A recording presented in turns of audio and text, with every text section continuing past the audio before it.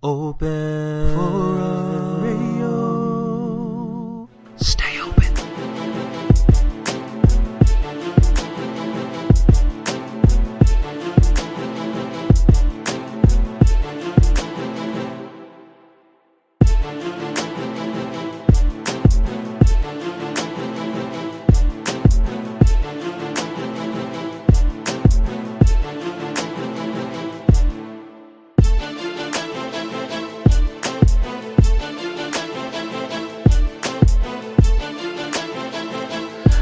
Welcome back, everybody. This is the State of the Industry, brought to you by Openform Radio and Geeks Gone Raw and Knox Broadcast, and mainly distributed on the Facetious Stream. Look, I am one of your hosts this evening. This afternoon. I'm Larry, aka Blue Man Rule, and I'm joined as usual by my main Dammy, Mike, aka Scarfinger, aka Real Talk. What's up, dog? What's up, thanks?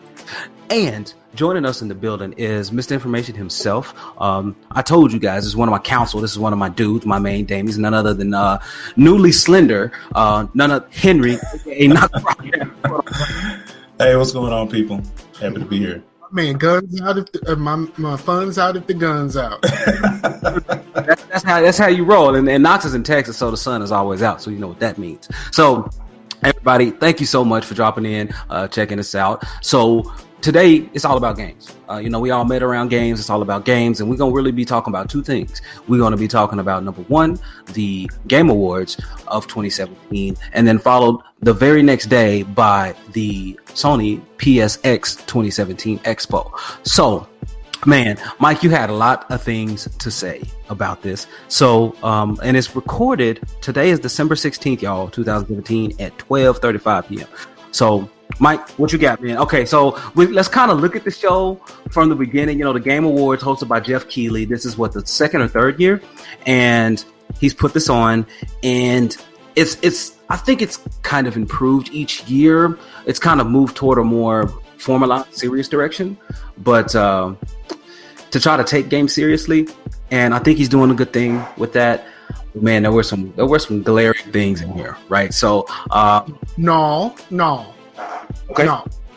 If you want to take games seriously, doing it the way that they did it, this ain't helping, sweetheart. Like this ain't helping for you. I'm sorry, boo boo. This is not working for you. It's all right. So I get it. Like it's supposed to be more like presentable or whatever like that, and they're trying to do some things to legitimize themselves. Uh-huh. But I thought the most legitimate thing that they could have done during this show is to let the rambling cussing dude run. Let him run. You want to separate yourself? You want to separate yourself? Nope. This is what I'm saying. Listen first. I got you. I think the how you separate yourself is to be true to yourself and to be true to your artistry. Like all of these other shows, like the Oscars and the Grammys and stuff like that, are so like stiff and buttoned down and all of this other stuff, and they just whack. And like we get to the point to whereas like this isn't on regular TV. Like this ain't on regular TV. Like we all watched it on the internet. Like this, the internet. Let's be the internet. Like let's see how we feel, and let's act like act like this stuff matters to us in a way that the internet matters to us. Net neutrality. But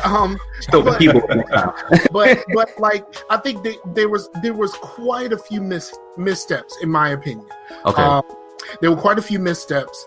I thought the focusing on the elements that some of us don't really care about, like the esports stuff, was kind of like, okay, like how many of us really care about esports? And then this is the first year, like when they had the musical performance, this is the first year I've ever felt in my heart that I miss Fall Out Boy. Like I'm like, yo, and I like Fall Out Boy. You know what? I would rather have Fall Out Boy than for people that don't speak no English. And I know that makes me sound like a stupid, ignorant American, but I was not thrilled by the performance. Like I would rather know what my stuff does in the dark and all that other stuff. Fall Out Boy forever. But I think I think the biggest misstep for me personally, was when they were announcing a lot of the awards that weren't on the broadcast. Okay. Yeah. And it was really just Jeff Keighley standing on stage reading off the winners instead of them showing me something. And we talked about this before off air, and I was like, I need a Vine or something of these people just accepting their awards. Right. Like we spent all of this time talking about some esports gamer that don't even speak no English. Like, all of that time could have been taken. Show me a couple of vines of the actual other awards that actually, like, the other people who actually did something here. Like, I'm sorry, I don't take esports seriously. It's not my jam. I understand. Come on, man. I understand it's not my jam, and I understand that a lot of people care, but I don't care about esports more than I care about who wins some of these awards. And that the most important thing to me is that these people that make these games get recognized for their work, as opposed to somebody who plays the games getting recognized for his work that most of us ain't even seen. I see what you're saying. Yeah, but and that was I thought that was the biggest mistake. Like I said, you don't have to do a whole lot. Show some vines, do the thing that the Oscars and all of them do, where they have these people after they accept the awards and they get ushered off real quick, but they go into a back room and they do like a mini press conference where they answer questions and they talk about this stuff a little bit and expound on what the win means to them, what the game means to them, what all of this stuff means, because what it means is more important than how it looks. Yeah, but I think, just to kind of give, I guess, y'all know I have my problems with Jeff Keighley, but just to kind of give the gaming awards as a whole, like, some credit, they have to pay for this. You know what I'm saying? Like they have to show themselves, and I get it. Like, I don't want the gaming awards to be uptight, like you said, like the Oscars or like the Grammys or what have you. But I also don't want it to be the MTV awards either. You know what I'm saying? Like, I don't want people the guy of the. I can't think of the guy's name, but whatever. But like that guy, like, it was kind of funny, like for like the first 20 seconds, and then after that, when he just kept going on and on, like, it did kind of get sort of obnoxious. You know what I'm saying? But I think that they need to shorten the show down, and if they're going to have ads or either advertisers, they need to find a way to fit that in, because the reason why they had to rush everybody off and do like these offhand, presentations and, this game won this, award or whatever, is because they had to fill in the spots with those ads. And then they had to kind of... Why are we having TV limitations on the internet? No, I totally agree, because we have to pay for it. You know what I'm saying? Somebody has to pay for it, because I believe the first... the first round of them getting away from Spike, I think Jeff Keighley put up his own money for it. And so he can't sustain that every year. So I totally understand, you know what I'm saying? But maybe after a while or a couple of years or a couple shows after we grow for a little bit, then we can kind of begin to make demands. But right now, we're kind of at the mercy of the internet. Maybe he should do a Patreon or GoFundMe or whatever, to where gamers actually fund the award show and they can interact, and then so we can have less ads. That could be an avenue as well. But I think that's the reason why you have most of these problems. Vines, at least, of the people just saying, holding up the statue saying thank you. Yeah. I need, I don't want Jeff Keighley just standing on the stage and just them pointing the camera at these people who won awards that are not being shown, and we don't get no recognition. Okay, so and so won this award, and you just see them just sitting in the chair, not seeing them with an award, not seeing them do anything. And also, it's the internet. You can do the whole press conference thing after the fact, and you don't have to do it during the presentation. I agree. Yeah. something because, like I said, and like you can say that somebody needs to pay for it. Like, you know, somebody from the marketing team of the games who won can actually put a little something on it so that these videos after the fact can be publicized, because it brings more attention to their games, and their whole goal, except for EA, is to sell games. Okay, so let me see. So here's the thing. So we've said a couple of things here, and I think I have a pretty decent solution. So we've said that we would at least want to see vines of people who won offstage awards, right? But we also said concurrently that we want a shorter show. So no, he said he wanted the current a shorter show. I want a shorter show. And so I think how long the Oscars are, dog. Like, but that's the reason why I want a shorter show. You know what I'm saying? Have you ever watched the whole show? Video games, and these video games are like exciting to some degree. Yeah, and, right. Like most of the people winning the awards is for games that we've heard of. Like the Oscars are long because you have these pretentious fucking movies that no one has ever heard of. Like I still ain't seen the English Patient after all these. For real. Like, that was my example. That was going to be my example until you said it. Have any of us ever seen the fucking English Patient? No. None of us. And also, okay, I'm going to add one more thing before we move on. No. I got something else to say because I had a solution. Oh, go ahead. Okay, so my solution is this. So how about we move the time for the offstage awards as the commercials, and have the commercials be sponsored either by the marketing team or whomever, and so brought to you by whatever. Forza Motorsports 7 won the best battle sports / racing game, right? That wasn't presented on stage, I don't believe. And so just one of those, and then brought to you by Schick Razor. You know what I mean? And then you don't have the stupid Schick Razor Pro dude sitting there on stage inviting everybody up. You know what I mean? Yeah. And that's a good way to do it, to make the show shorter, but actually show everything on stage, because you're on the internet, bruh. Like, you don't really have commercial time slots. You just needed that money to get the show going. So I'm with Mike. Have the people who were nominated, especially in these big game categories where there are a lot of big developers and publishers, have them put up the money and have them sponsor the category. Have them sponsor the other categories. Say like, all right, look, we got some smaller categories. Why don't you guys chip in and sponsor some of these smaller categories? This is how we're going to format it. This is what you get. You know what I mean? Yeah. Or just have the marketing teams for everybody nominated to put something on it. And we'll show trailers. Yeah, because you can't really just do that for the winners.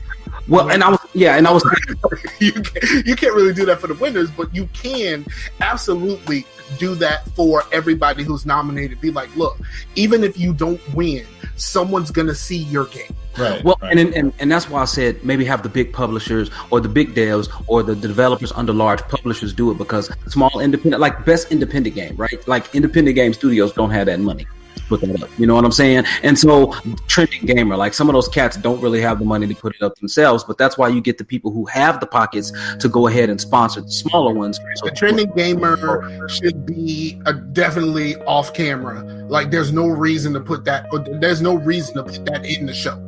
I'm sorry. And like that I mean, that, you know, award is so subjective, like because I mean it's so broad, like because when you say trending gamer, it's it's a popularity contest, and at the same time, like, can you really gauge who's actually more popular? Some people have more YouTube subscribers, some people have more Twitter followers, some people broadcast on Facebook Live. So how do you really gauge that? You know what I'm saying? So it's, to me, like that trending gamer award is kind of a throwaway award. You know what I'm saying? I mean, not unless the guy is going to be presenting, people like Boogie did, or something like that. You know. And let's talk about best Chinese game. Like,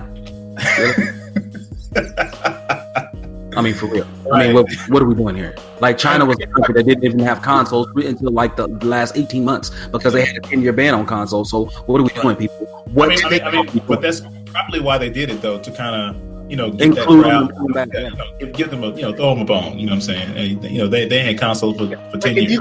If you're gonna do best Chinese game, then you need to do a best game in all of the major markets. Right. Or created in all the major markets. Yeah, I mean, you could do a Yeah. best Canadian game, best South American game, best North American game, best. But then now we're at the point where we're just making the show longer by adding all these. No, awards. because I think that you can put that inside of a montage. You know what I'm saying? Like these are the best foreign games. I mean, they do it at the Oscars, they do it at the Grammys. Like these are the best foreign songs, and they have a montage that lasts maybe 20 seconds. You know what I'm saying? Like I just think that whoever Jeff is working with, they need to work on editing. Like, just what can we put in this slot right here and just keep production management. So that way, when you have guys flying off the handle, like the guy that was going crazy, cut his mic. You know what I'm saying? Like, you still have enough time to get everything in, and the show is moving to where your viewership is actually engaged and entertained. I mean, like Scar said, like, dude, I mean, it's the internet. Like, you literally have 6 seconds to please us, or we're gonna tune off. You know what I'm saying? Right. And you know what the best fix for all of this is, and I just thought of it. What is it? Let's go. The show doesn't have to be live. That's what they need a delay. They need a delay on the show. No, it can be pre-taped. Pre-tape the whole thing. Pre-tape the whole thing. I'm fine about it being live. I mean, because we are in the midst of a live stream generation. Mhm. You know, so we'll be. They did so many interactive elements with the live stream where people who were watching were voting on stuff, and then they would announce it during the show, and then people who voted would like win prizes, and they were doing things that ran concurrent with offers and deals. And so while we shouldn't be beholden to the live audience. Like, the live audience is the reason why all of these famous people keep getting hemmed up. The live audience is why Mass Effect 3 went bad. The live audience is why Mass Effect Andromeda was not nominated for a damn thing. The live audience. the live audience. No, don't blame it on the live audience. Everything on the live audience. He gonna blame it on the live audience. Overlook EA completely on all of that. Like, we should be beholden to these idiots. Man. Yeah. So I mean, for me, that was the thing. Like, and for me, man, here's another. Wait. One thing. Okay, so we had a whole bunch of stuff. We had stuff that the live audience voted on, right? Right. And they were very, very much on the PlayStation 10. Oh, Why Horizon ain't win nothing? Horizon, look, nothing. We're gonna get into the actual winners and losers. It was mostly because of the fact that, like, look, I still haven't played the full game yet, but. I mean, I'm sorry, man. Like, it's one of those things. Like, it's the same way people have the whole DC hate, and like, people have their darlings picked out already. Because before this game even released, like, do y'all remember the fervor before this game was released? Like, the 2 years that it was leading up to it. Absolutely. Like, people were calling Horizon Zero Dawn Game of the Year before the game even came out. You know what I'm saying? Yeah, they so were. it's like people already have their darlings picked out. I would tell you straight up. Yo, I would tell you though, for real.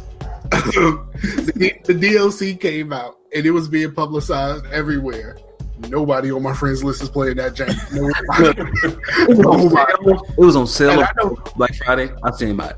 I ain't seen nobody playing that junk. And like, look. I said it in the chat. I said in the chat. And we gonna get you know what? I'm gonna hold on to that until we talk about PSX. Look. I believe that Horizon Zero Dawn, I won't say they got robbed, but I feel like I haven't even finished the game, you know, but I would say that they should have won something. But the one something that the game has for sure going forward that you can point for sure is graphics, but they put it in art direction. And so Cuphead, I mean, it's such a unique art style that how could you not give it to Cuphead? You know what I'm saying? Like, exactly. It's like that was pretty much the only thing, because I mean, you can't, like, you got the voice acting thing, but the girl from Hellblade did a bang up job. Like, Melissa, you know, but Scar gonna get onto something real quick about that. He's gonna get onto her real quick on the stage and accept. You want me to go now? You want me to go now, or you want me to wait? Scar, hold on, Knox. You done with your point, bro? Because Scar can come back to that. Go ahead. Okay. It's an awards show that they want to take seriously. Dress the fuck up for your award show. Right. I'm sorry. I get it. Like, it's a geek event and all of this other shit. You know, wear a fucking Mario pin. Like, but put on a fucking dress or a pantsuit or something. Do not show up to a fucking award show in your MoCap uniform. I thought that was cool, man. Because, no, it's not cool, bro. You were just talking about the internet. We want to take. No, if we all think if we all think that their goal is to take this seriously. Like, really, I mean, you got people wearing MoCap suits. A nigga showed up in a fucking kimono. Like, what kind of shit is this? Well, I thought what kind of off the road level of uniqueness, because like her wearing that suit showed that acting can be done outside of just acting. Like, she was making a statement. The only thing that suit proved was that she was fit enough to look bad in that suit just in public. But there was no reason for you to wear that suit in public. But period. okay, so there was none, zero. Put on a fucking dress. You know what? Wear one of those spheres, like a little pin or something like that. Wear the little sphere. Like, we understand it's a MoCap. It's a MoCap.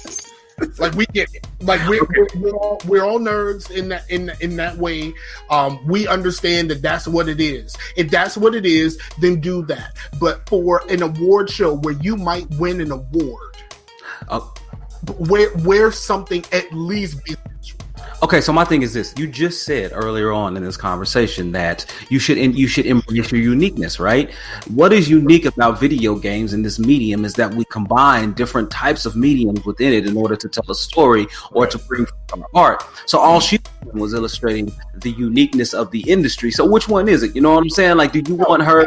It's something that I said that they should do, but obviously they want to be serious. So if they want to be serious, then be serious. Okay, so you're saying because it's along the line. I think there's a way to blend both, though. Yeah, Go ahead. Now. There's room for both. You know what I'm saying? Like I like the fact that she was unique and standing out in the fact that she played this character, right? So she played this character, and she was like, literally. I mean, I believe that with that MoCap suit, she was making a statement saying that this is video games, but we can act too. This is video games, but we can voice act as well. You know what would be better for everybody involved? If we can meet halfway. We can meet halfway, right? Here's how we do that: cosplay as the character you played. Okay. Yeah, I don't know. Word up. Okay. Especially if you're a particular nomination. Yeah. It's instead of you know what I really want to see if we gonna do that. If we gonna do the cosplay thing, right? If we gonna do the cosplay thing, what I want to see is the chick who does the voice of Ashley showing up in a Spectre outfit and watch the world fall apart, because most people don't realize that's a sister. Right. It's a heavier set sister, and that's her. Yeah. Oh, let me tell you. All right, this is I'm sidetracking a little bit. Okay. Why? Okay, so the homie Black Thought from the Roots. He's 10-minute freestyle on Flex, and it is the most flames thing you ever heard in your life. It is real hip hop, dog, like real hip hop. Right. But white people are losing their fucking minds. So, why don't I just put White Thought up there? No, that's his name. That's his name, y'all. That's what he's doing. It's his name, and it's been his name since the 90s. Yeah, like since the 90s. Like that's his name. It's not like that. You know, he's saying these are Black Thoughts. No, that's his name, and white people are losing their mind. Because the freestyle is flames, it was trending on Twitter, and white people started losing their minds. You know what? I want to see more stuff like that. I want to see the chick that plays Ashley showing up cosplaying as Ashley with the straight wig and all of that in her glorious thick blackness in a Spectre outfit. I need to see that immediately. Right. Now I'll say there are two things that I had some reservations with, man. So, okay, so let me get into the first one. So the drunk dude at the mic, Josef Fares from A Way Out, the developers behind A Way Out. Double A says stupid white people. Look, man, that dude, man, you got to put a muzzle on those cats, like for real. And like institute some time limits on these acceptance speeches, like institute some limits on these actual segments, because that dude was just going off the crowd, like he was feeding, and he just kept going. Like, you got to shut him down. Like at some point, you just got to pull him back and be like, look. They definitely need some wrap it up music. Yeah, exactly. They need some wrap it up. But you can only have the wrap it up music if you have the press conference thing after. That's why they do it. They usher them out there so they can talk after. Yeah, well, the reason why Jeff couldn't shut the guy down because he brought the guy on to show his game. So he had the clip ready to go, and the guy was just supposed to just tell us about the game, what his vision was, and kind of have some banter. He was just going off and like going crazy and everything. But the second thing that I did peep is that they know how to cut people off when it's in their best interest. Because you see the other guy where he called out Sony for not allowing the crossplay, between Nintendo and Microsoft and PlayStation, and Jeff was like, okay, that's enough of that. And they cut to a clip. I'm like, okay, you can cut it off there because it's probably in your best interest because I'm pretty sure money is exchanged or either venues are exchanged because PSX is right next to the Video Game Awards, so you're probably using the same crowd, et cetera, right? And you ain't cutting him off because EA took that loot box money and paid for that advertising, so they could show their games and they could put him on, and then they could show Battlefield commercials Battlefront commercials when no one wanted to see Battlefront commercials. Oh, when the Battlefront commercials came on, did you hear how silent the crowd was? Like when it was nominated, people were like. I was like, ooh. Hey. The only thing I gotta say about that, and I told y'all inside the chat, Star Wars is gonna sell when cotton and corn won't. Star Wars is still number 2 next to Call of Duty for the MPD last month. Right, but that's it. Right now, they're currently well below their estimates.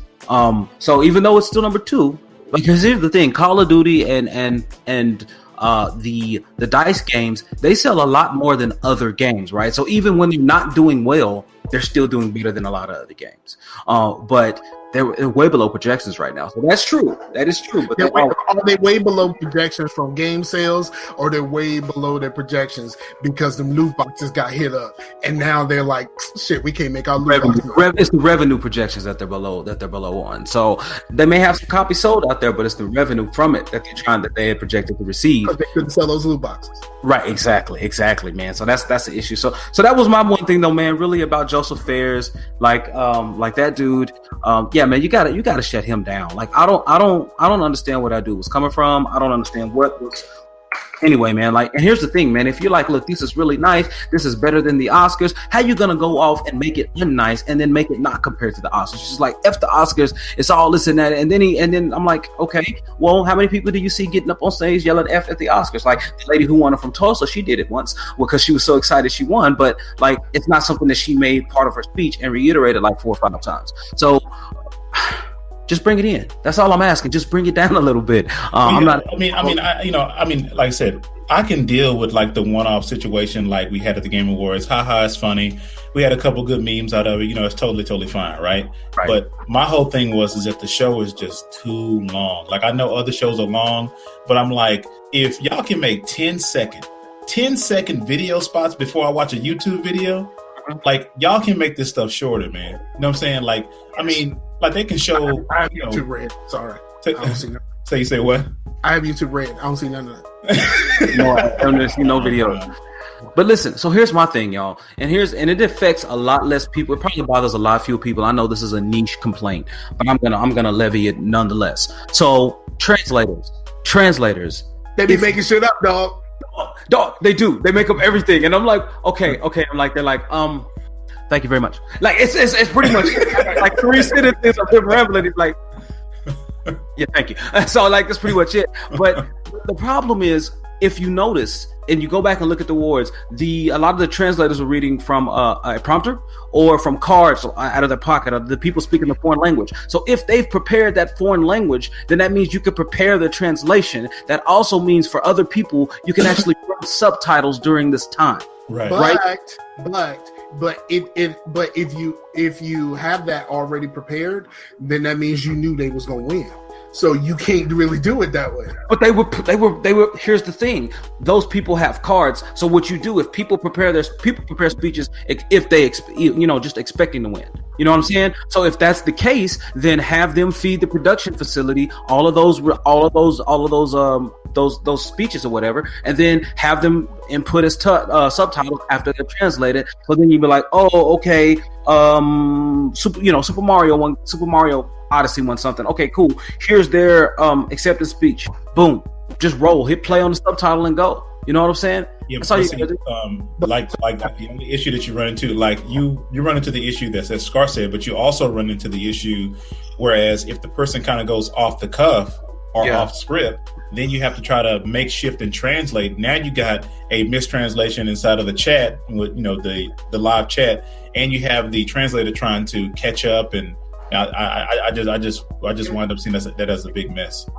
Also, the people who are speaking the foreign languages, they need to realize that someone has to translate this shit, and they can't just run on and then have to add more pauses, because like a lot of that stuff was someone saying a lot, and I know when people speak in Japanese, they say a lot for like 3 words, right? But I understand that, but like you have to put more pauses in it so someone can actually like tell us what you actually said, and that's why you get a situation where someone talks for 2 minutes and then someone goes, "Thank you," because it's too try to remember.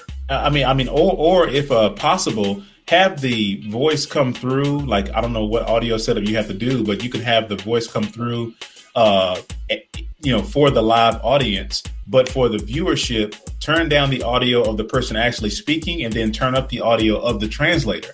So all you get is the translator. You know what I'm saying? Yeah, and get the translator off the damn stage. have them in a booth on the side, and they are just saying what they're hearing. Right. And we don't need to see that dude because he ain't win a damn thing.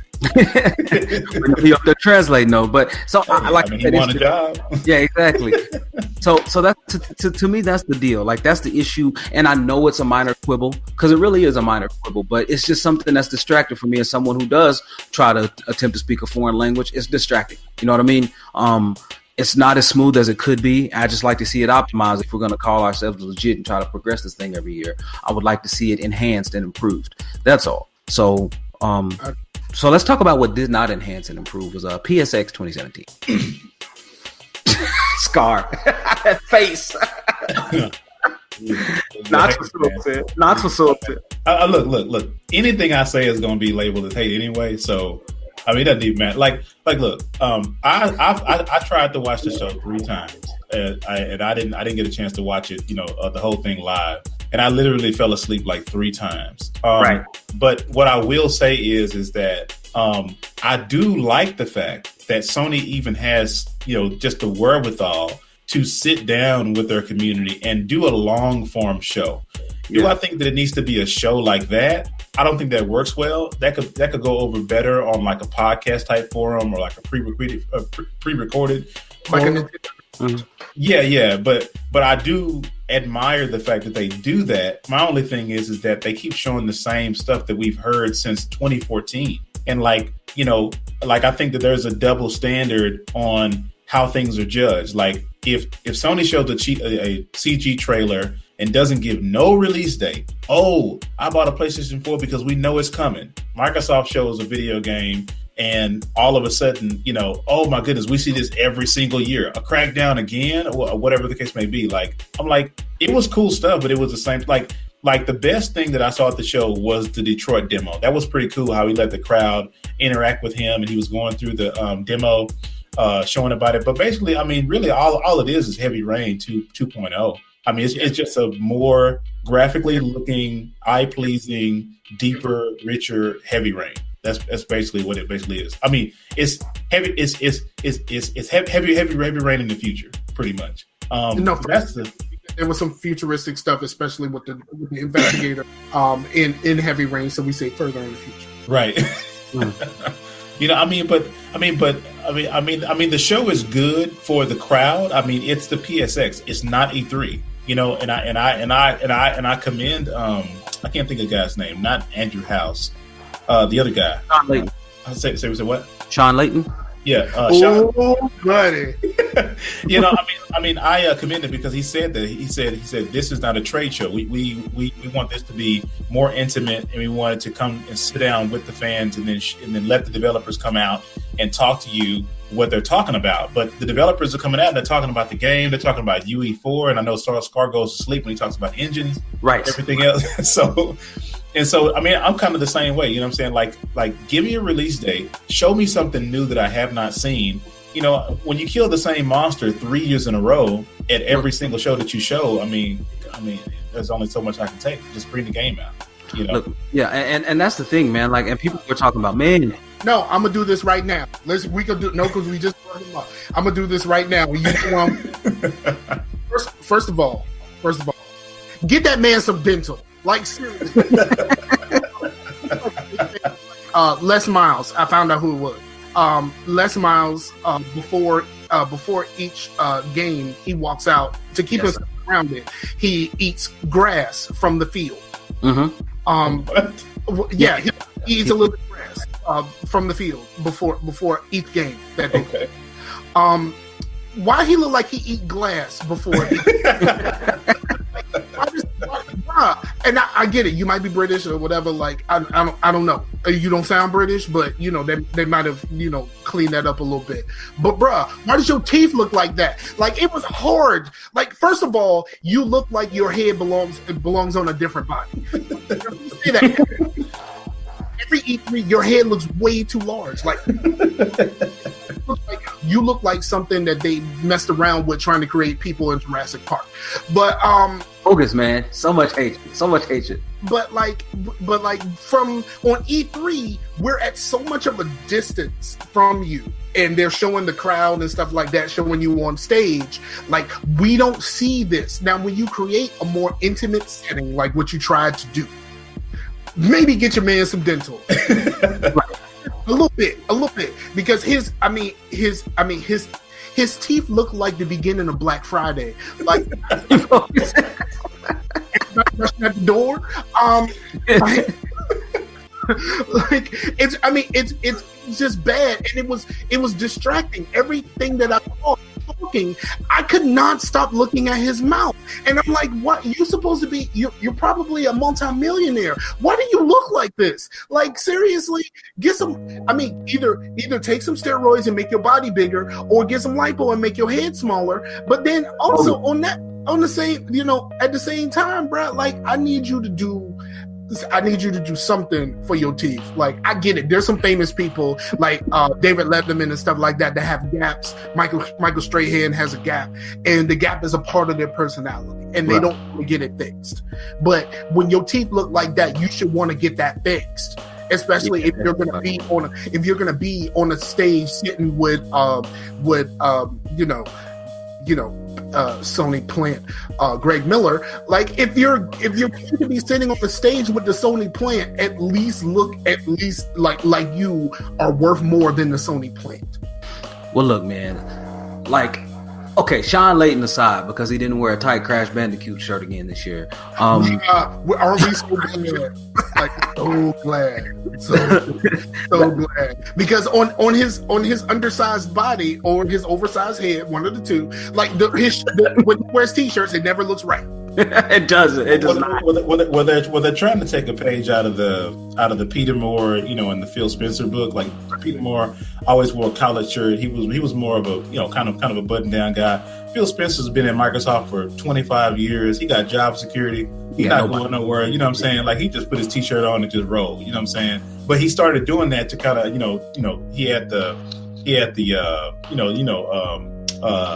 indie shirts, he had the Cuphead shirt, kind of doing like a little secret announcement or whatever. Then they started doing it, at Sony. But it just, Sean doesn't, like, you can tell that he is an executive. So I feel like he needs to just remain an executive, and they need to get maybe a fresh look. Like once Andrew House goes, what'd you say? What executive do you know has teeth like that? Hey, but I think they need to get like a fresh face in there just to kind of be the guy, sort of like the Phil Spencer come out there and he's like the new hip whatever type of guy, right? And then have Sean Layton just be like the beginning announcer guy and keep him as far away, do a far camera pan, and then cut to a trailer, and you're good after that. So. But yeah, man. I think this. I think that Sony is trying. The problem I have with PSX is this: the goal of it, the idea of it is stellar. The problem is that it's inconsistent with Sony's behavior toward the consumer, because PSX to me is an exercise for Sony to sit down with their community and say, look, we hear you, we're a part of you, we value you, and we want to sit here and be transparent and clear with you and tell you what's going on. But to me, that is antithetical of what everything Sony has been this generation. Which, and I mean, when you say that, people don't take a critical look at it, because like I've said it since the beginning. I'm like, look, like just go back in Sony's pedigree. People say, oh, Sony changed and they made a major change and shifted everything. No, they're still dictating to the consumer what you can and cannot do. No EA access. You can't change your PlayStation name, and they even joked about that a little bit at the show. Right. You can't have preview program access. You can't they dictating to you what you can and cannot do. Every single Sony exclusive has been delayed, and I don't flinch when I say that. Every single Sony exclusive has been delayed, because they're going to tell you when it's going to come out. Like it's the same Sony that said that you're going to get a second job to afford the console. You know what I'm saying? Like, they just capitalized on their competition's misstep, and they did a fantastic job of it. You know what I'm saying? And they're doing a fantastic job of it. And I mean, for some reason that groundswell and that mind share and that fan base, I don't think that fan base is as critical as the Microsoft fan base or even the Nintendo fan base. I just think that people just have the idea of what Sony is, and they love them for it. And so anything they do, whether good or bad, is going to be accepted, because at the end of the day, I mean, it's Sony, Right. And this, I mean, it's hard for me to thoroughly. It's kind of like Apple, you know what I'm saying? Like, people stand in line to Apple. They don't have the latest and greatest, but I mean, it's Apple. It's Apple. A lot of Apple products, and then talk shit about people who stand in line for J's.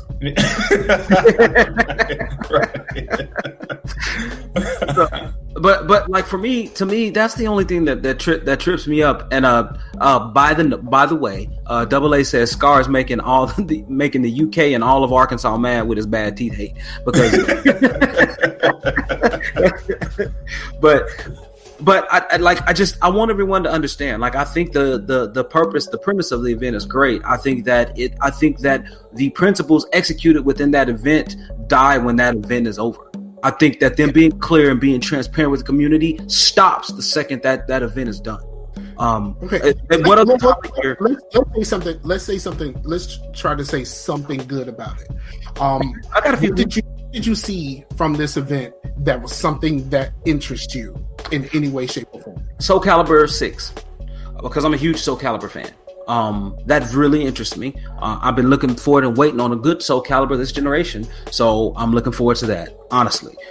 The other thing I saw that really interests me is God of War having a pretty meaty experience, right? They said 25 to 50 hours, and I don't know if that's just main mission stuff or if it's going to include any side quests and things like that, but that's pretty cool. Really? All of that? Is it going to be open world?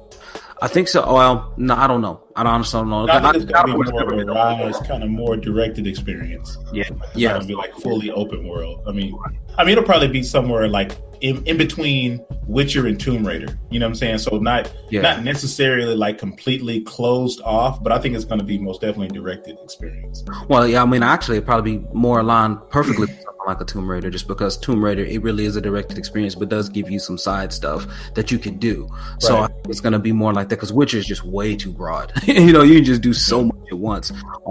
So that interests me. The Ghost of Tsushima from Sucker Punch, when that came out, that interests me. But like, which one is that? It's the one with the with like the samurai with the sword. Oh yeah, that look cool. And you know something? I'm kind of interested in the Fantasy Strike joint. What? The little simple fighter, because my problem with fighters is like all of these long drawn out button combinations and stuff like that. I like Street Fighter where you can hit somebody, you hit them 2 times and they fall over and then you got to restart. Like, I don't want like this long drawn out, pressing like 20 buttons and arrows and all that kind of stuff to try to make these really long combos. That's what got me. Why you hate on Killer Instinct, man? Come on, man.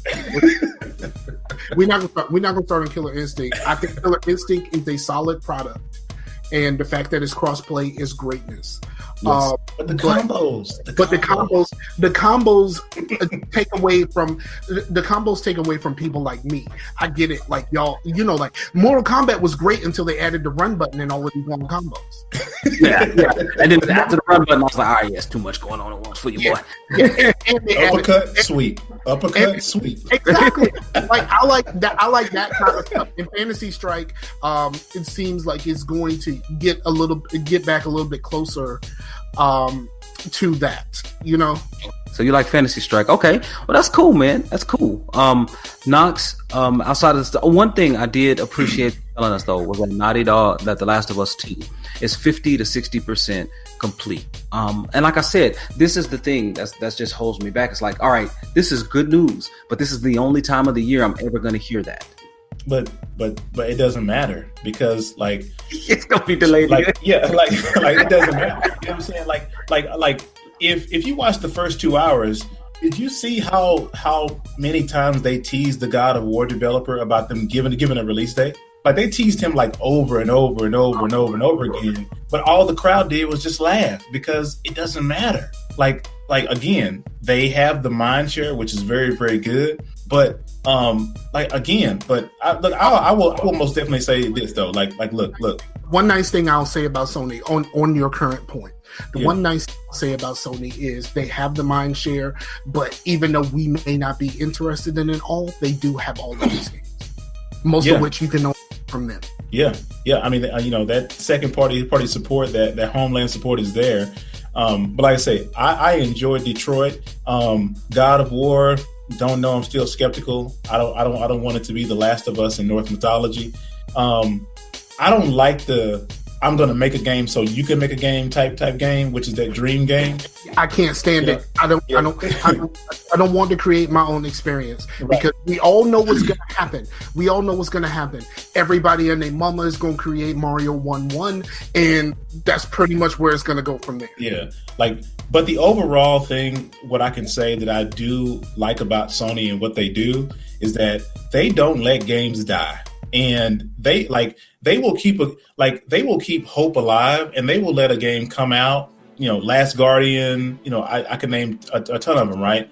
Whereas Microsoft, they're quick to cancel. Well, not quick, but Microsoft, they're not going to lose money. You know what I'm saying? Like Sony will lose $100 million and not blink, and they'll still bring the game out, albeit 5 years later, but they'll still do it. And that's what I think that Sony does. Secondary thing, Sony is willing to take risk and chances more than I think most companies are, right? So they have a lot of games that don't appeal to me and don't appeal to my psyche because I'm more of a multiplayer guy, but they are willing to allow their developers to take more risk, right? Because a game like Detroit, I guarantee you that game, that game's not going to sell maybe over 2 million. You know what I'm saying?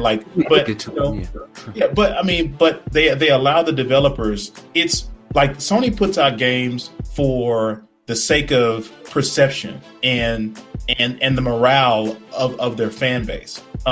Most outlets even like Nintendo, right? They got a rabid fan base. But in terms of new experiences, unique experiences, I think that's where Sony shines at because they allow their development staff to take risk and make what they want to make, even if it's at the cost of them losing money. So that's what I like about them. Right. No, and they do. And I am happy that they're bringing back, even though it's an old game, MediEvil. I never played that game. But the fact that they can go back and pull that up, because I still want them to remake IQ, like Intelligent Cube. I want them to bring that back. No.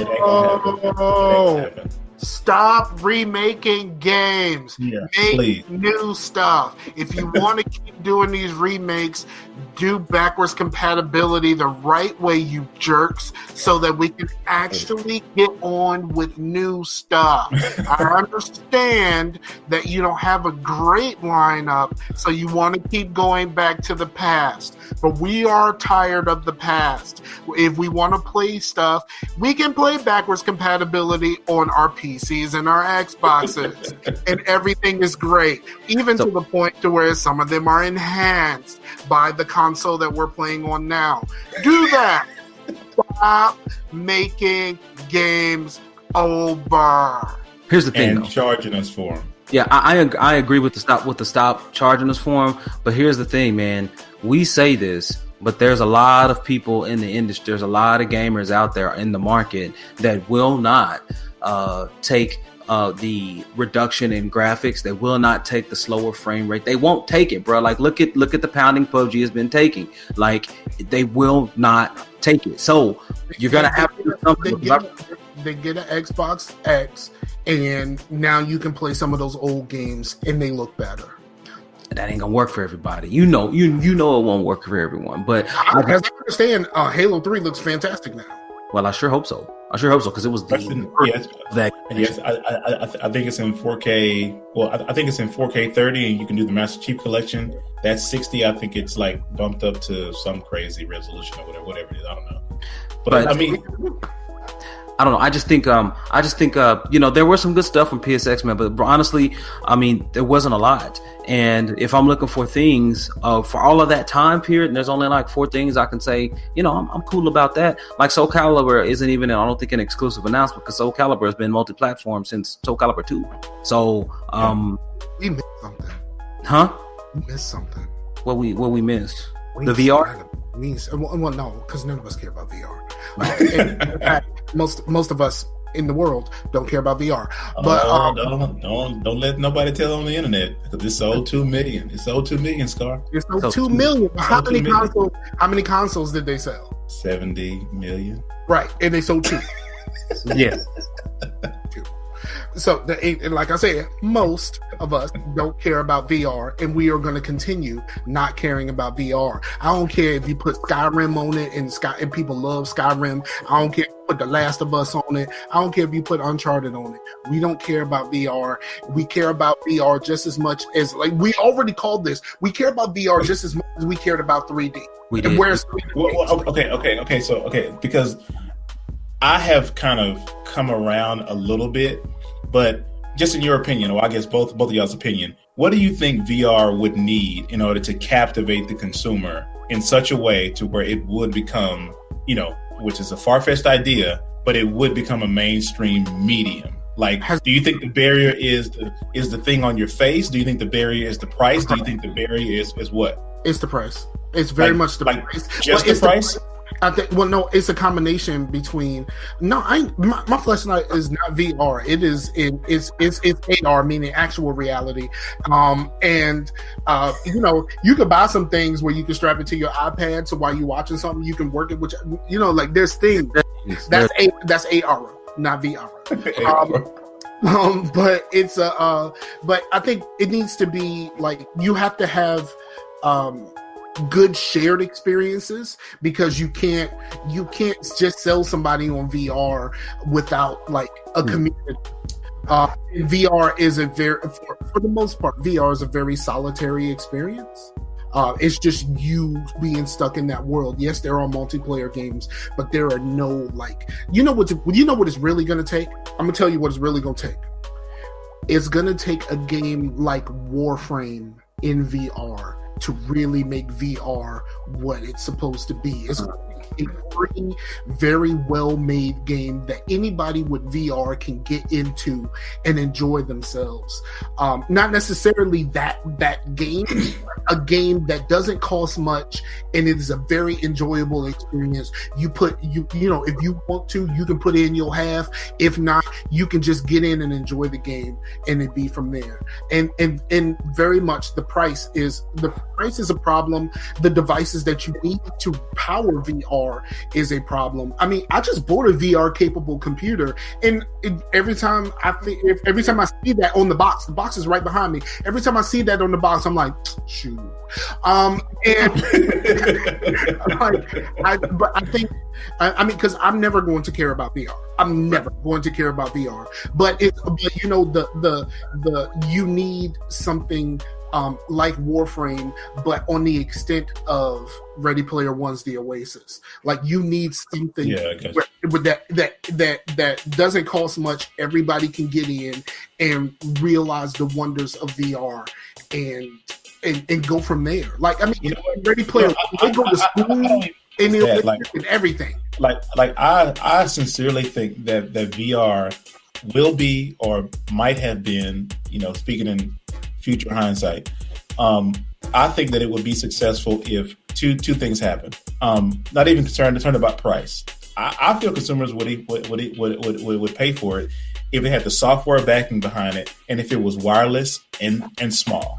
Meaning that if it's not so obtrusive that I have to go through a ritual to play my video games, because it's like my brother has a contracting job with Oculus Rift, and when he sits down and he hooks up to his PC and everything, it's a chore.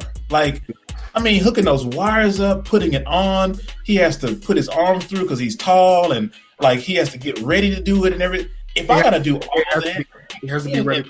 And then before I play, I have to think about doing all that. So I'm like, I don't want to go through all that right now. I just want to grab the controller and, start playing. It's the reason why we play consoles over PCs. We don't have to think about much. Yeah. Right. Yeah. So for me, Knox, I'm with you. Wireless is a huge hindrance. I think that once we get by that, that's one reason why the HoloLens looks so attractive to a lot of people, because there aren't any wires to it. The second thing that I believe, we talked about games. I think it needs to be really, really good games. And you all have said that. But here's my biggest thing. We need better technology in order to reduce the amount of physical repercussions of putting that on. A lot of people get headaches. A lot of people get dizzy. A lot of people feel queasy and like they're going to vomit. They feel disoriented. Finally, we've talked about it before in this house, in here. Look, man, I live in a house with people. Like, if I have a small kid running around and I put this thing on and I can't see outside of my immediate environment, that's a problem. It is a problem. And I need people to understand that is an issue. But until people admit that, we won't get it. Like, we need in the lenses. And I need really good games I can play while sitting down. Well, and they fixed that though. They've kind of fixed that. They've kind of fixed that. But the problem, like, to me, we just need better tech. Oh, another thing, they have to fix locomotion in VR, like how you move around in VR. And I know, like, they're coming out with like controllers and stuff that can do that for you. But like, the early VR games, like, you had to like move in a certain way, and it just basically teleports you to the next spot. Happen. Like, I have to be able to move around in this world in a way that feels natural, like how using two sticks eventually felt natural. Okay, but it took an adjustment period. But yeah, it is. It took Halo. Well, I didn't start in Halo with the two sticks, so it took me a minute. But I hear where you're coming from. I just think that we need better tech, and yes, we need better games. And right now, we need to mitigate the investment costs, right? Whether it's time, whether it's resources, whether it's physical pain, whether it's queasiness, whatever it is, we need to mitigate those, because there are too many barriers erected right now. But I don't think that's going to be mitigated until we get better tech, because there's no way, like, I mean, to have a VR ready PC, you're talking about spending, $1,000 plus the VR headset. So, I mean, you're already beyond the consumer pricing before their eyes glaze over. You know what I'm saying? So I think that, in order for it to be successful, we are going to have to wait on that tech to get better. But even if that, like, I just feel like me as a father of three, like, I barely get into game time, at nighttime or whatever the case may be. And, I can barely put my headphones on without having to try to watch them. So I can only imagine putting on a headset and being isolated away from them and can't see them, and I'm knocking them over or whatever the case may be. And, like Scar said, like, about the locomotion, they need to, I don't know, some smart person needs to figure out, does it need to be on rails for the first, I don't know, hour or so, and then let the player kind of interact? Does it need to be like Child of Eden type games? Or like that's the Witcher 2, because once they took the rails off, I'm like, I don't know what to do. Yeah. But no, man. So, like, for me, for me right now, and this is a game of the industry thing we're kind of talking about. So for me right now, man, I don't see VR as being something that's actually legitimately feasible. And let's be clear, people are talking about 2 million units sold for the PSVR, and it's like 49% of the market that was sold this past year was also the cheapest by a very long shot. It wasn't until October that Oculus released something at $399 or something that was even competable or competitive.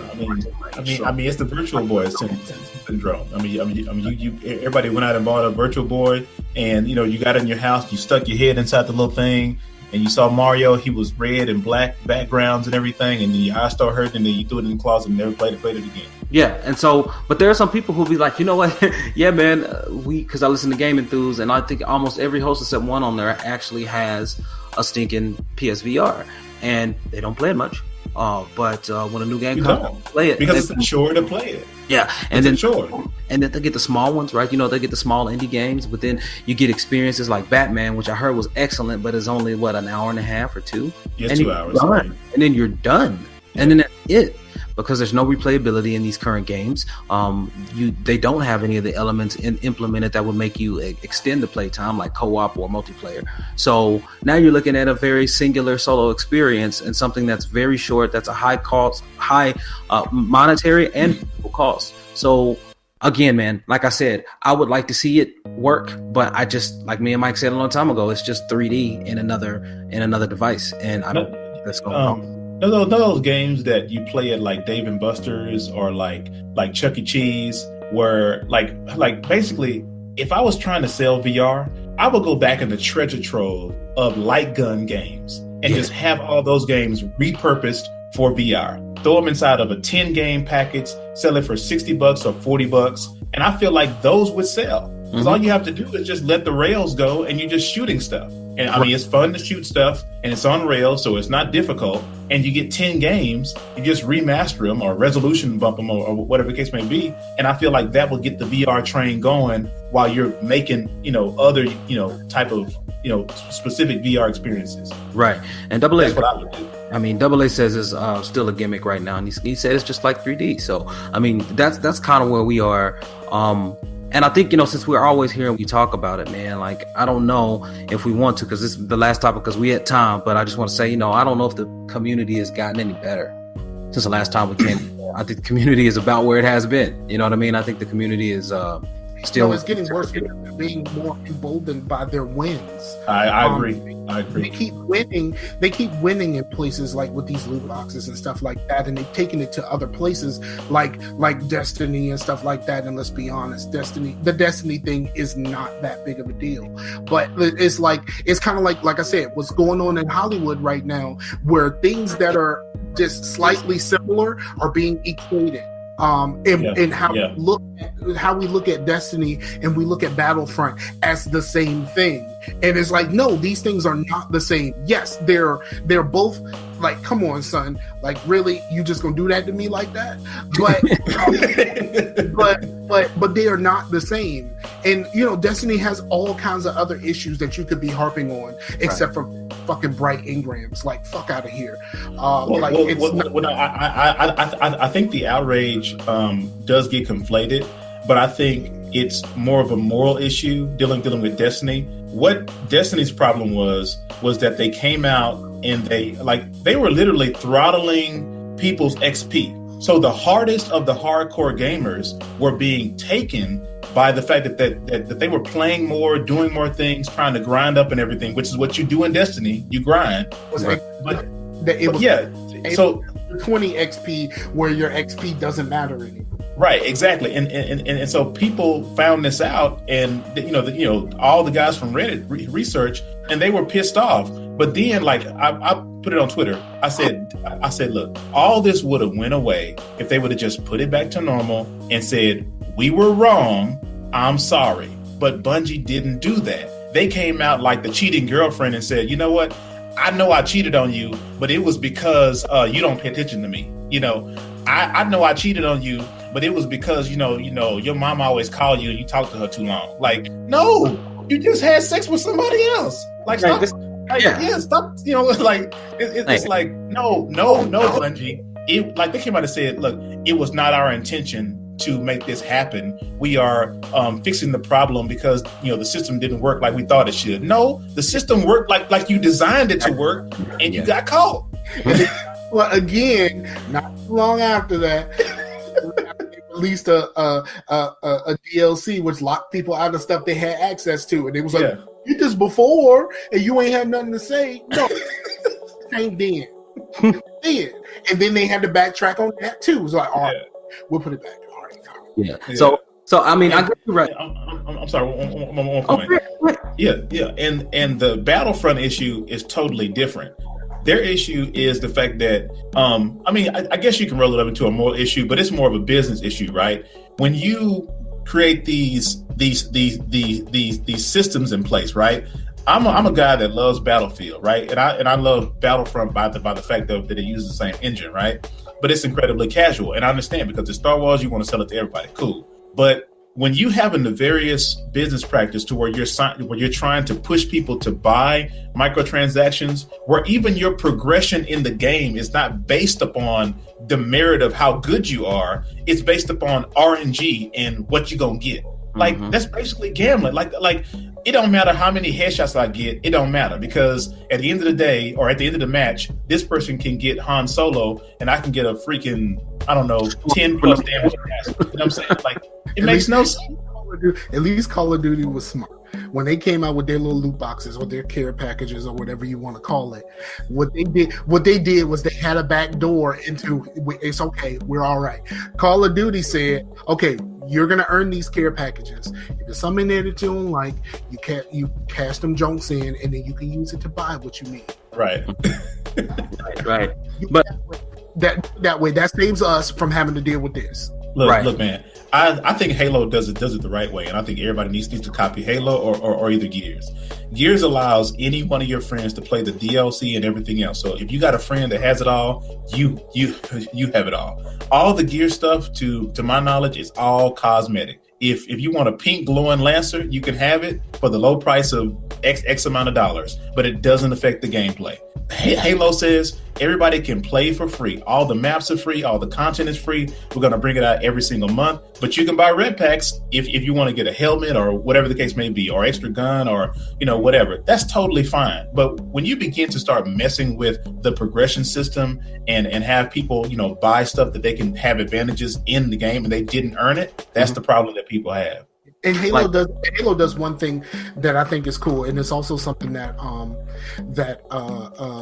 Diablo does. Whereas, like, okay, you can earn these loot boxes and stuff for yourself, but we also gonna throw some stuff in for your friends. Like, just get them all. If you want to, yeah, because I'm playing Diablo and it'd be like, yo, we just drop you something for blue. Just go ahead and give me blue. And it's always legendary. It's always good equipment too. It's like, and then if they don't want to use it, then they can take it and cash it in and buy something else, or transmute it into something else. So it becomes like, hey, you have this if you want it, but in case you don't, use it how you want. And that's what needs to be the default option on this stuff, right? And like Mike and I were playing Mass Effect Andromeda last night, right? We played 2 quick bronze matches. We won them both. Yeah. And Mike unlocked a Krogan Vanguard. Like, and he was happy. It was just he bought a pack and it was something he got.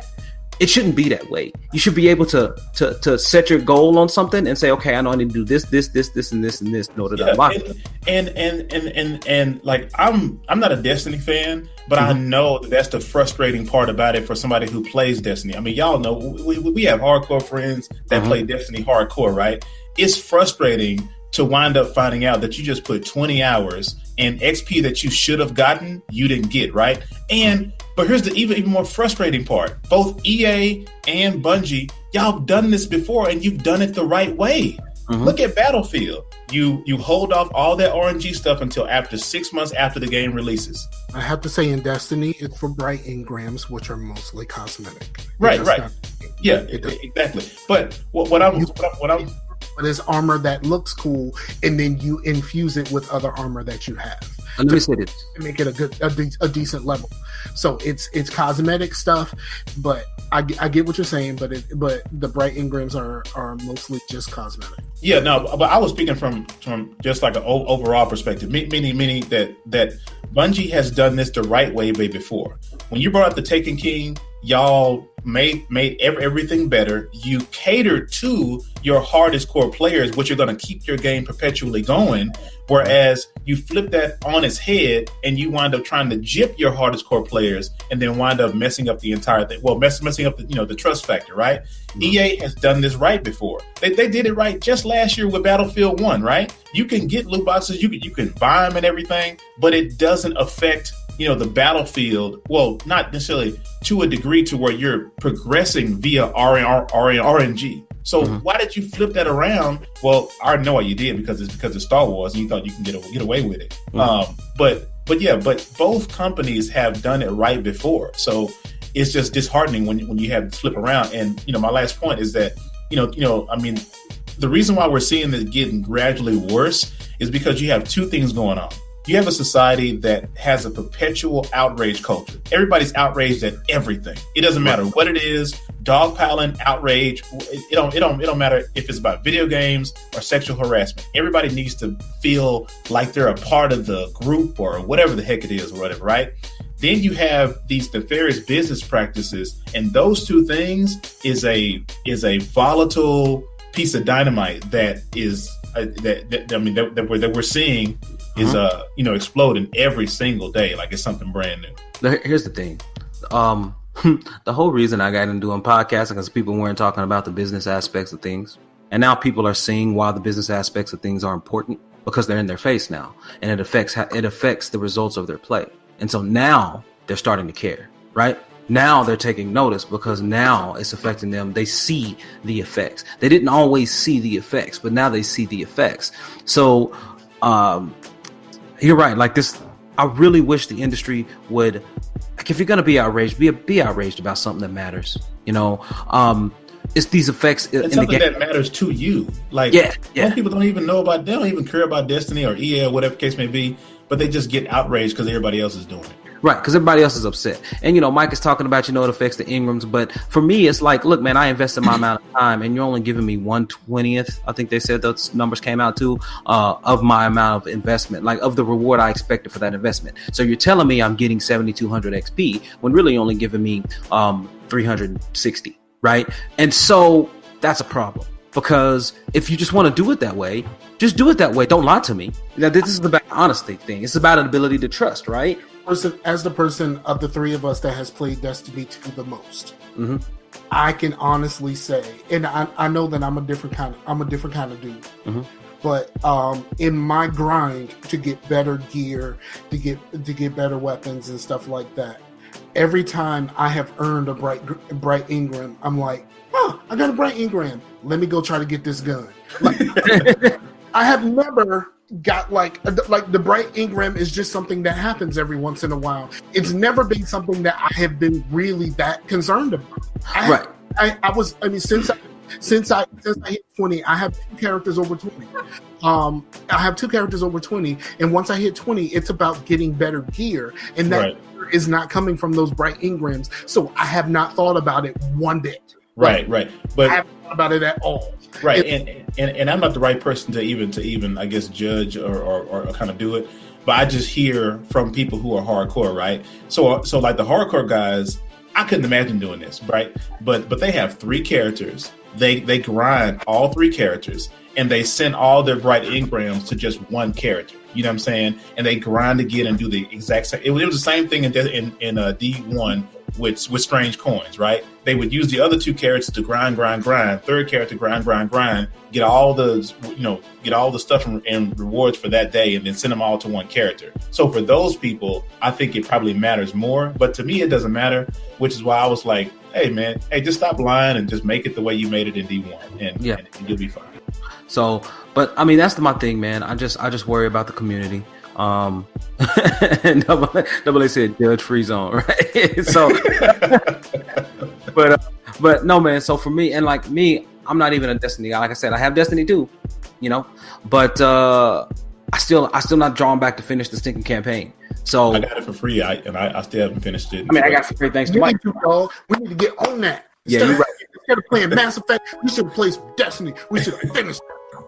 We should have ran through it, and I'd like to do that, man. But everybody, I mean, that's all I got, man. If y'all got anything else, it's time to get it in. Is now, gentlemen. If not, otherwise we're gonna move into shout outs. Y'all got something else? The only thing that I would say is that I don't like leaving. Like, I mean, in my household, I always say, if you're gonna bring a complaint, be prepared to bring a solution. Right. Always. So I would say the solution to this is that like just do what you do. Like, stop being outraged because your homeboy is outraged. You know what I'm saying? Like, if you have a problem, voice your problem, voice your opinion, and you take care of it. Nobody needs a white knight in shining armor, trying to prop up somebody else's problem to make themselves feel better and look better. You know what I'm saying? Right. Just handle your own biz. Like, I don't care about Destiny, so I'll go in and I'll tease people in the chat or something like that or whatever, but I don't really care either way because it don't really affect me. But if somebody starts talking about Battlefield or Forza or whatever, then I'll go out there. Yeah, I'll voice my opinion, but I'll actually voice my opinion in a constructive way, right? So don't go to the developers and say F you because you're not going to get anywhere. Go to them on Twitter and make it a logical, thoughtful point without using vulgarity, et cetera, and say, hey, could you please fix this? And so they either have to rebuttal or they have to ignore you. And if they ignore you, then you can garner help because you see, okay, Bungie's ignoring me. This is bad customer service because I'm a consumer, right? Or they listen to me and this is going to change according to what they said. And I feel like that's a more productive means of approach. Yeah. And allow me a moment to bulldoze all of that. Stop giving Joe Gamer a fucking voice. Like, stop it. It started with Mass Effect 3 and it just snowballed, and we keep giving Joe fucking Gamer a voice. Stop it. We need to go back to like the 360 days where there was basically like, these game companies had people that they trusted, that they invited to these events and all of this kind of stuff, people from the community that they trusted and people that they could and should listen to. Stop listening to Joe fucking Gamer. Joe fucking Gamer is an idiot. Stop listening to him. And I don't care how loud it gets. But you need to also use those people that you're going to trust. You need to use those people as your shield and say, look, your concerns have been voiced. I have talked to Bungie personally because I'm not on the staff, but I am a part of a select group that goes out and previews these things, and I do all of these things in advance of you seeing it, and they heard your concerns. They're working.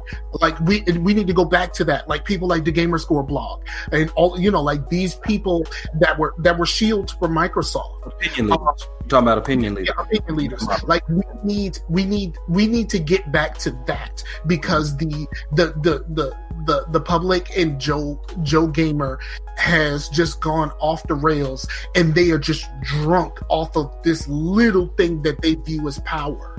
Because they have the power to shut your game down, and like, because of that power, like we've lost decent games like Mass Effect Andromeda, because we now listen to Joe Gamer, and we should have never listened to Joe Gamer. Here's the issue with that. So you did some bulldozing, I'm gonna do some construction of my own. So here's the problem. Here's the only reason I see why the opinion leader model will not work right now, and it's because now we have different social media platforms that allow more and more average Joe Gamers to get their voices heard. So the vocal minority has become much louder, and at the same time, the relevance of the opinion leaders has decreased. Because while additionally it's decreased, the relevance is decreased. A lot of that decrease has been due to people feeling like they're shields and feeling like those people have undisclosed benefits from these companies, and so they're looked at and viewed as being dishonest, right? So now you don't have those people playing the front guard and being more or less the pawns in your chess game, right? You don't have those people playing that front line anymore, and that's because now the space between the front line, between the black and the white set of chess pieces, instead of being pretty far apart, now it's starting so close together because you got all these social media networks. You got everybody being able to go out on YouTube and everybody going to Facebook and Instagram and being able to be heard.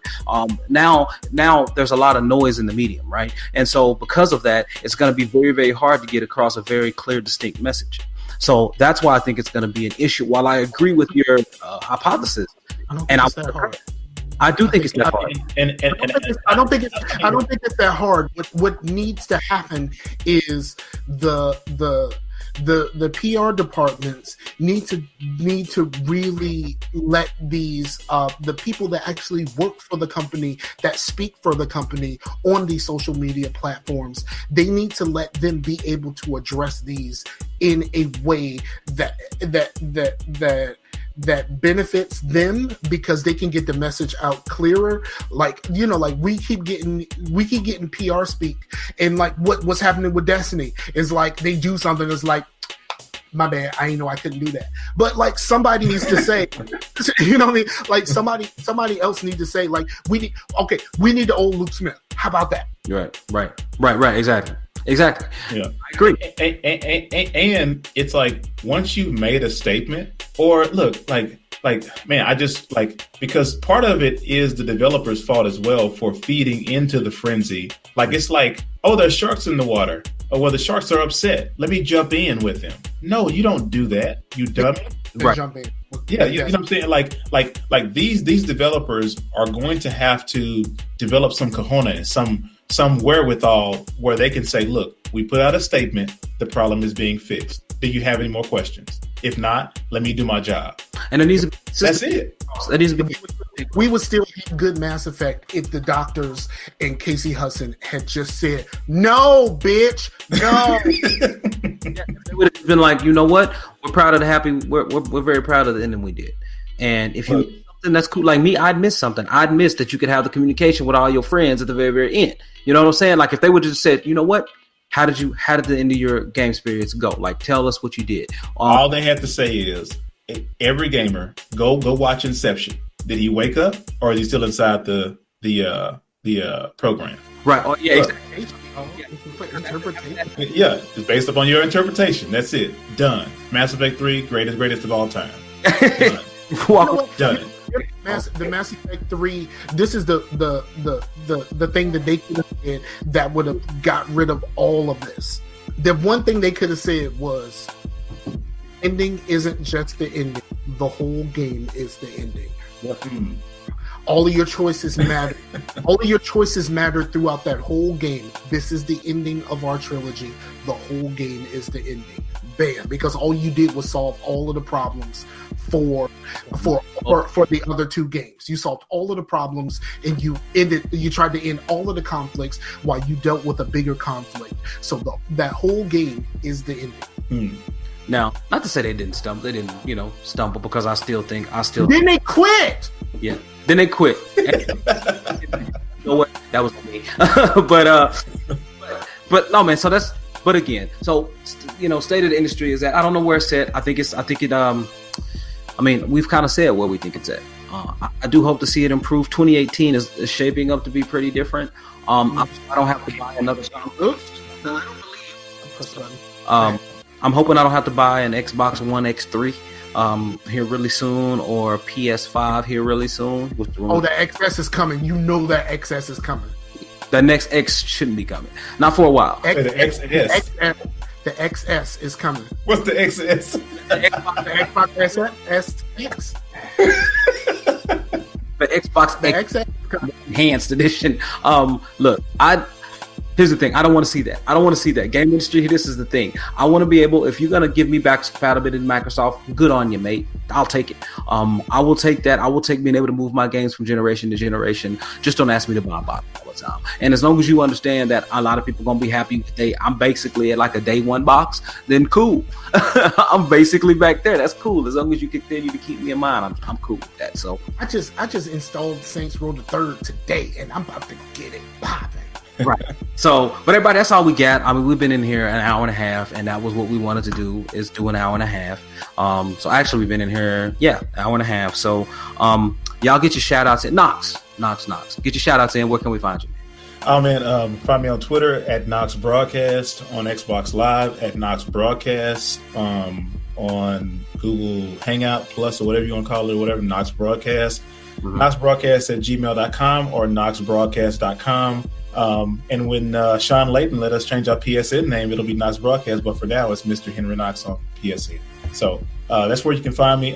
My YouTube channel should be ready in January. I'm not making any promises for December. Podcasting is going to be officially back in audio form You're not making the promises for on December 25th. We you will have a podcast from Knox Broadcast. So yeah. All right, Scott, what you got? Man, just shout out to Double A who showed up. I know this was kind of impromptu for the live part of this. So shout out to Double A and everybody who's going to be listening to this later. Just thank y'all, because if it wasn't for y'all, we couldn't do this. And I like the fact that I can do this, and in this iteration of it, I'm a little bit unrestricted, and I'm totally putting the show on my feed too. Bam. There you go.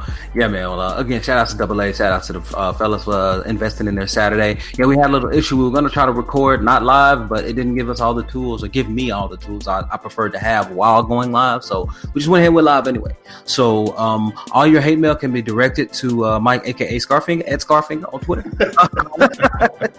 No. I've received very little hate mail since I've done the show. Since I've been on podcast, I received very little hate mail. And so, man, that's really they probably scared. Shout out to all of y'all, because not everyone will hear this. Mike and I will wish people a Merry Christmas next week on Monday, because we won't record again on Christmas, because why would we do that? But dog, it's Christmas.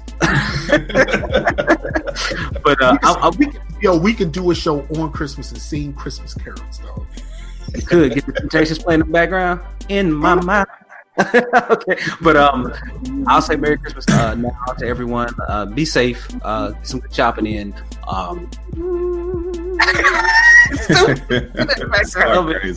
Yeah, man. Ooh. All right, y'all. Thanks for listening. We'll be back in your ear again. I don't know the next time we'll do a State of the Industry. Maybe sometime around E3. Maybe sometime before E3. Man, it just all depends how all things shake out. But we do this more often. I like being unrestricted. We might have to just put State of the Industry on my feed and just do it. Okay. Yeah. Okay. Yeah, absolutely. So y'all, hit us up, give us some feedback. Remember to rate us wherever you listen to us, man. We really appreciate it. Tell your friends, get them to subscribe, and that's it. Thanks for listening. Peace out to the Warriors. Peace out. Merry Christmas, Warriors. Open for radio. What community sounds like. Stay open.